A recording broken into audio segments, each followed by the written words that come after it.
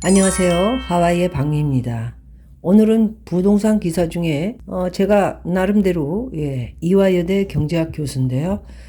굉장히 많이 현실성 있는 이야기를 하고 있다라고 생각한 분 중에 인터뷰 내용을 좀 보도록 하겠습니다. 가계부채 증가 주범은 집값 상승 기대감이라는 것 때문이다. 이런 내용입니다. 지금 가계부채가 이슈가 되는 것은 한국은행이 1년 6개월 동안 기준 금리를 0.5%에서 3.5%까지 상당히 빠른 속도로 인상했음에도 3분기 만에 다시 증가세로 전환되고 증가폭도 상당히 크기 때문에 지금 같은 고금리 환경에서 가계부채가 늘어난 상황을 정부도 심각하게 받아들이고 있습니다. 가계부채 증가 주범은 주택가격 상승 기대감이다. 고금리만으로 가계부채를 줄일 수 없다고 진단했다.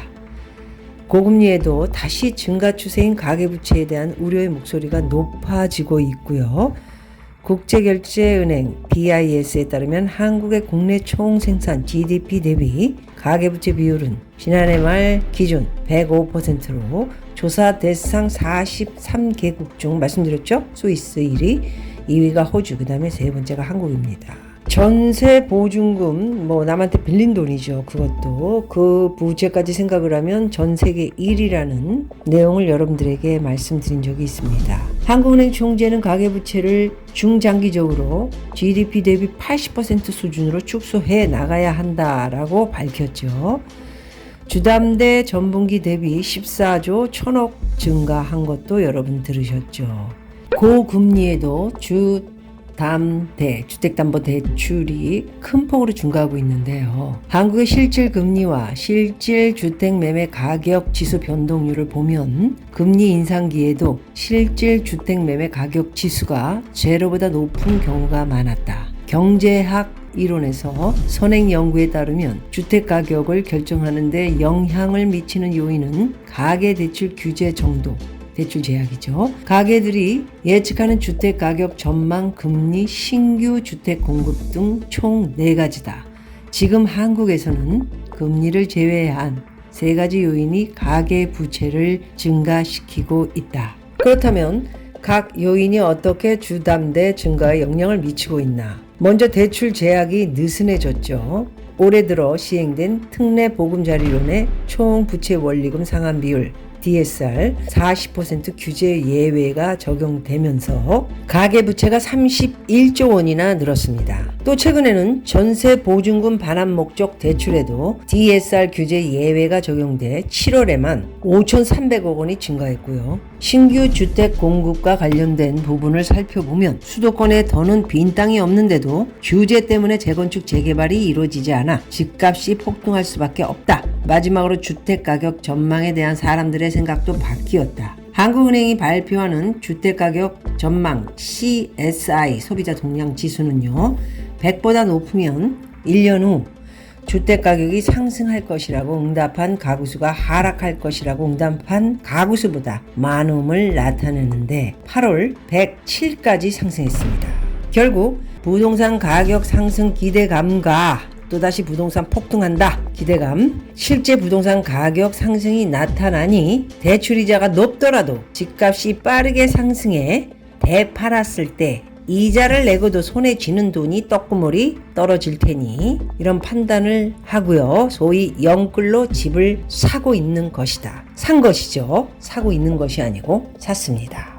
가계부채 증가시킨 대표 정부 정책. 정부는 올해 초 부동산 시장의 경착륙을 막고자 각종 규제를 다 풀어버렸죠. 이후 가계부채가 빠른 속도로 증가하고 있고요. 정부는 왜 부동산 시장 침체와 가계부채 사이에서 부동산 시장 부양을 선택한 것일까요?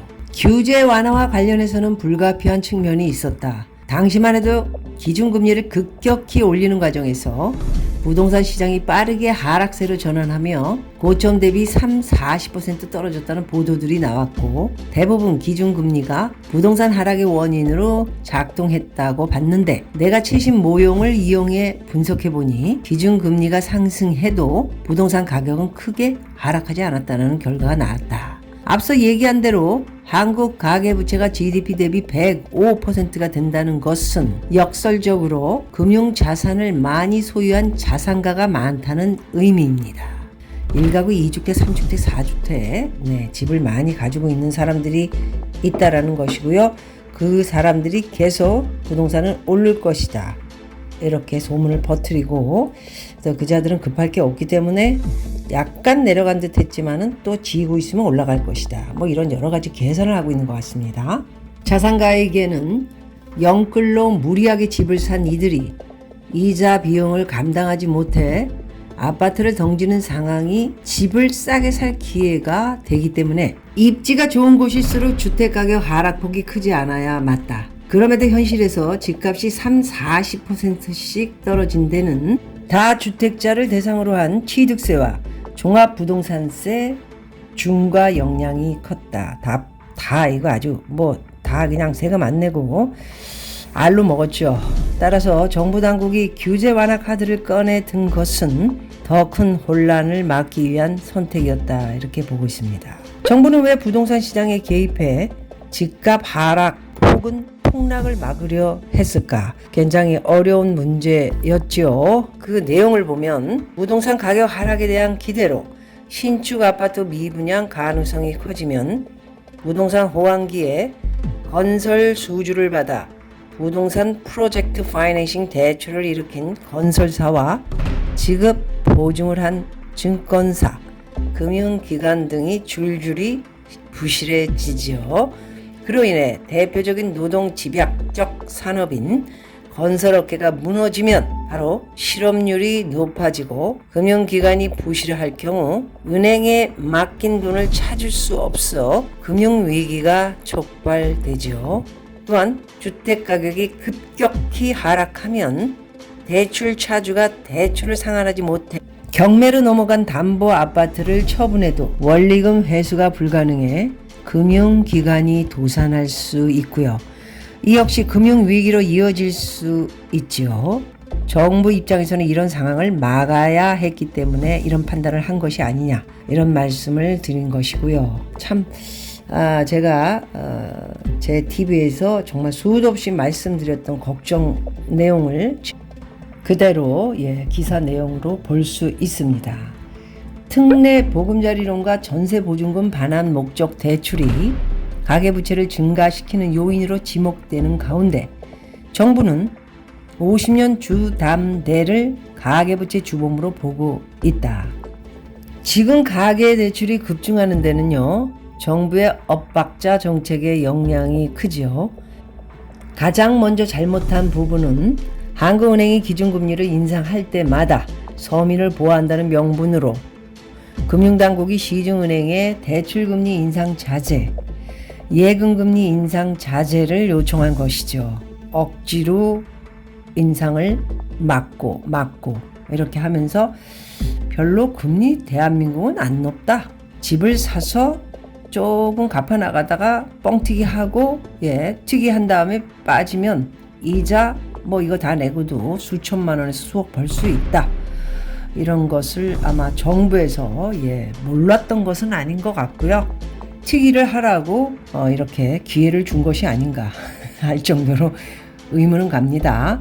기준금리가 올라가면 통화정책 메커니즘에 따라 예금금리와 대출금리가 상승해야 소비 지출이 줄고 예금이나 대출 상환이 늘어나며 상품과 서비스 수요가 줄어 물가가 잡히게 되죠.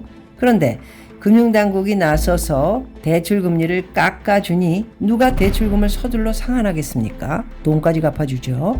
특례 보금자리론과 전세보증금 반환 목적 대출도 상황을 악화하는 정책들이었습니다. 특례 보금자리론은 9억 원 이하 집을 사면요. 소득에 상관이 없이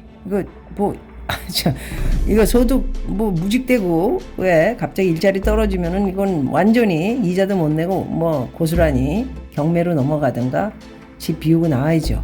시중보다 낮은 이자로 돈을 빌려준다는 것인데 이는 곧 빚내서 집을 사라는 얘기다. 전세보증금 반환 목적 대출로 무리하게 갭 투자를 했다가 집값 하락으로 전세보증금을 반환하지 못하게 된 이들을 보호하는 정책이죠. 그들이 대출을 통해 전세 보증금을 반환할 수 있도록 돕고 부동산 시세가 회복될 때까지 시간을 벌어주고 있기 때문입니다. 이는 곧 집값 하락을 기다리며 임차인으로 남아있던 사람을 바보로 만들고 더 나아가 버티면 결국 정부가 다 해결해준다는 부동산 불패 시그널을 주는 완전히 잘못된 정책입니다. 정부에서는 50년 주담대를 가계부채 주범으로 보고요. 이제 나이 제한을 도입하겠다고 하는데 소비자 입장에서 역차별 논란이 나올 수밖에 없지요. 나이 제한을 둔다 해도 증가 속도만 줄일 뿐 증가 자체를 막을 수는 없습니다. 돈을 다 틀어 막아야 되는데 자, DSR 가계부채 증가 막을 최후의 보루.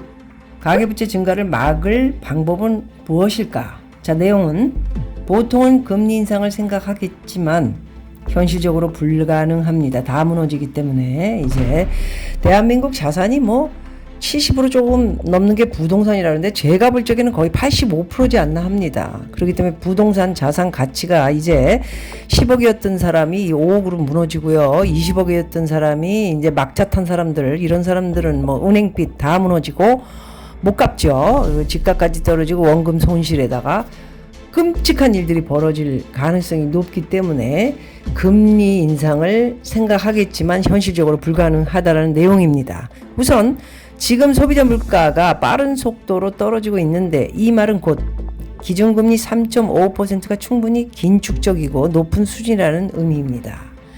또 지금보다 기준금리를 더 올리면 경기 침체와 금융불안 위험성이 커질 우려가 있다. 그렇다면 남은 방법은 두 가지다. 우선 주택가격이 상승하리라는 기대감을 꺾는 것이다. 재건축, 재개발을 통해 신규 주택을 빠르게 공급 많이 하면 되죠. 그래서 공급 많이 할 것이라는 신호를 줘야 합니다. 집 많이 짓는다. 니네 지금 잘못 지금 샀다 집. 이거 신호 줘야죠. 또 앞서 말한 대로 원금과 이자를 합해 연간 소득의 40%를 넘어갈 수 없는 DSR 규제 예외 적용을 최소화해 빚내는 일이 쉽지 않게 해야 합니다. 이건 당연히 기본 자세고요. 미국의 2008년 리먼 브라더스 금융위기 사태도 능력이 없고 말도 안 되는 사람들이 90%의 대출을 받고 5%, 6% 허다못해 2%를 돈을 집어넣고 집을 사는 그런 경우를 우리는 목격하지 않았습니까? 지금 대한민국이 어찌 되고 있는지 잘 보셔야 합니다. 그래서 DSR은 가계부채 증가를 막는 최후 보루다. 이렇게 두 가지 제가 생각하는 내용을 말씀을 해주셨기 때문에 여러분들에게 알려드리는 겁니다. 자, 마지막으로 가계부채 증가를 막지 못한다면 어떤 일이 이제 벌어질까? 마지막 내용이네요.